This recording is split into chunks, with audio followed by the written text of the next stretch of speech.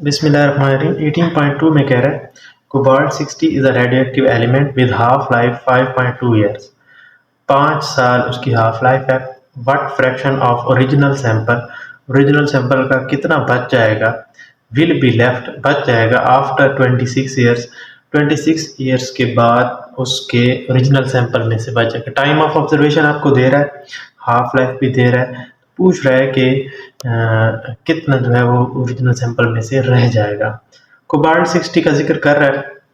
Cobalt 60 cancer cells को किल करने के लिए यूज़ होता है और कोबाल्ट 60 चूँकि बहुत हाईली गामा एमिटर है, उसके अकॉर्डिंग फिर इसको देखा जाता है कि कैसे जो है वो पेशेंट को मिलीग्राम में डोज देनी है और किस तरह से फिर उसकी जो है वो फ्रैक्शंस बना के और फिर बाकी जो पार्ट्स होंगे उनको शील्ड कैसे किया जाता है, ये सारा फिर कभी आप कोबाल्ट 60 को सर्च करें तो आपको पता चल जाएगा।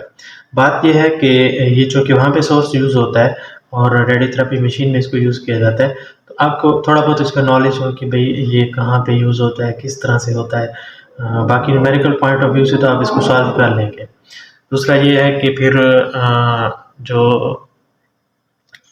इसकी जो रेडियोथेरेपी मशीन है उसका स्ट्रक्चर सब कुछ भी कैसे होती है और किस तरह से जो है वो सोर्स आता है, गेंट्री कैसे होती है उसकी और कैसे जो है वो उसमें फिर डोज का जो है वो ख्याल रखा जाता है, भी इतने टाइम के लिए उसको डोज दी जाती है। खैर जो गिवन डाटा है हम उसको लिख लेते हैं।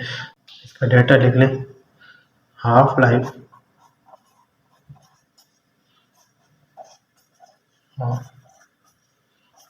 कोबाल्ट 60 की हाफ लाइफ है 5.2 ईयर्स, 5.25 ईयर्स होती है।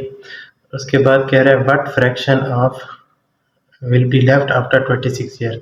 टाइम ऑफ ऑब्जर्वेशन लिख लें, टाइम ऑफ ऑब्जर्वेशन का जो टाइम है वो टी के बराबर है और वो है 26 ईयर्स की।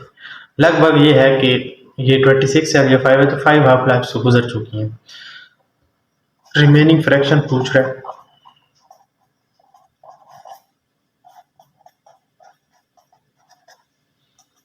ये आपसे पूछ रहा है। अच्छा, अब आप ये वाली स्टेटमेंट इसके लिखेंगे क्योंकि इस तरह के न्यूमेरिकल्स में आपको लाजमी तौर पे जो है वो बताना पड़ता है कि हो क्या रहा है और किस तरह से ये सारा प्रोसेस हुआ है। आप इधर लिखेंगे कि during the 26 years 5 half lives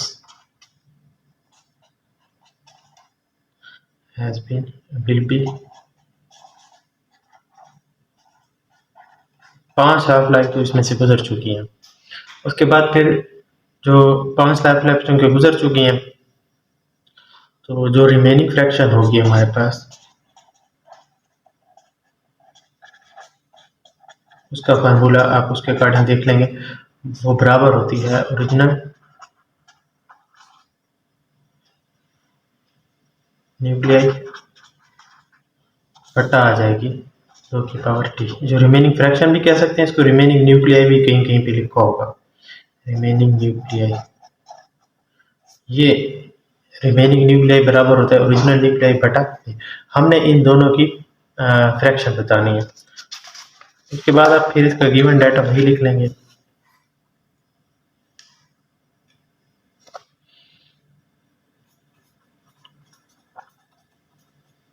remaining nuclei is equal to original बटा 2 की पावर टी, ओरिजिनल न्यूक्लियाई।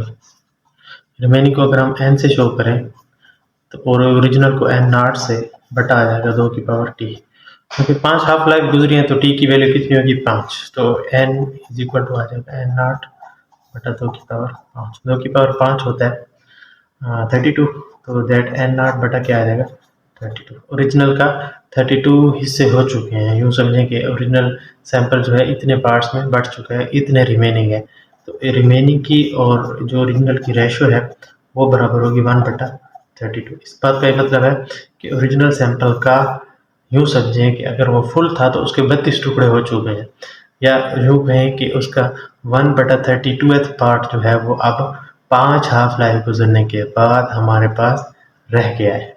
ये इस बात की स्टेटमेंट होगी। इसका आप बेशक एक वो ले सकते हैं स्क्रीनशॉट। फर्स्ट पेज ये होगा।